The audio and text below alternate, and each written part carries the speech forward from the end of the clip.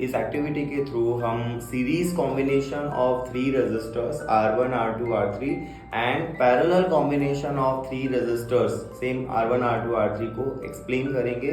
And यहाँ मैंने resistor की जगह पे ये बल्ब लिए जिनके फिलामेंट, जो बल्ब का फिलामेंट है वो यहाँ रेजिस्टर का काम कर रहा है।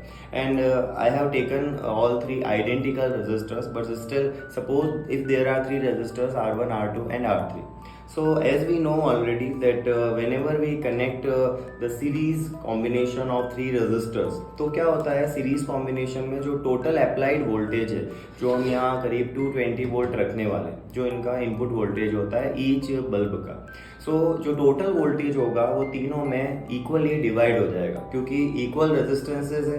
तो जैसे ही हम इस स्विच को ऑन करेंगे यहाँ पे, तो वोल्टेज जो इनको मिलेगा वो 220/3 ईच को मिलेगा। इसीलिए ये जो बल्ब ग्लो होंगे इसकी इंटेंसिटी लो हो जाएगी। देखो है ना, अगर आप बल्ब की तीनों की इंटेंसिटी देखो तो वो लो है। क्यों है? क्योंकि ये 100 वॉट के बल्ब तो है लेकिन उतनी लाइट की इंटेंसिटी प्रोड्यूस नहीं कर पा रहे क्योंकि इनका इनपुट वोल्टेज 220/3 हो चुका है।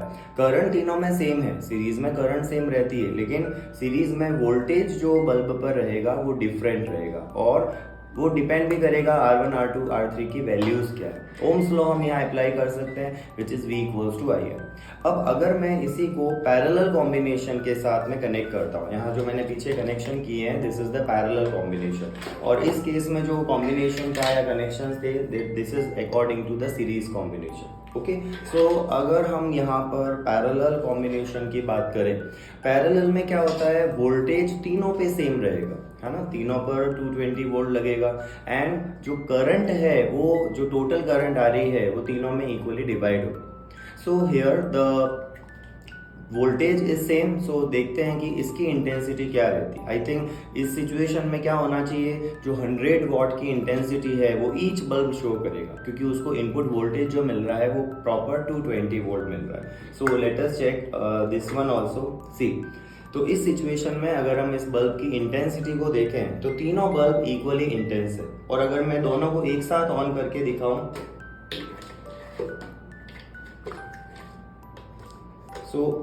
एक कंपैरिजन हम यहाँ पे कर सकते हैं। If I connect all three bulb,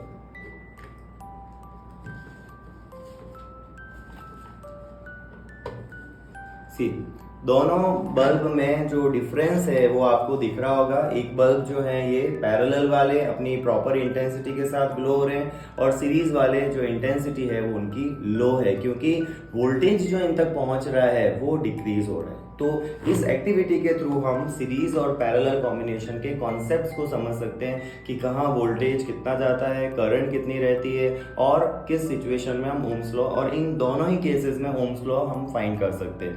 in series combination का अगर इक्विवेलेंट हम फाइंड करें तो क्या होगा, R1 + R2 + R3, और अगर हम पैरेलल कॉम्बिनेशंस का इक्विवेलेंट फाइंड करते हैं तो 1/R जो इक्विवेलेंट है that will be 1/R1 + 1/R2 + 1/R3। Thank you.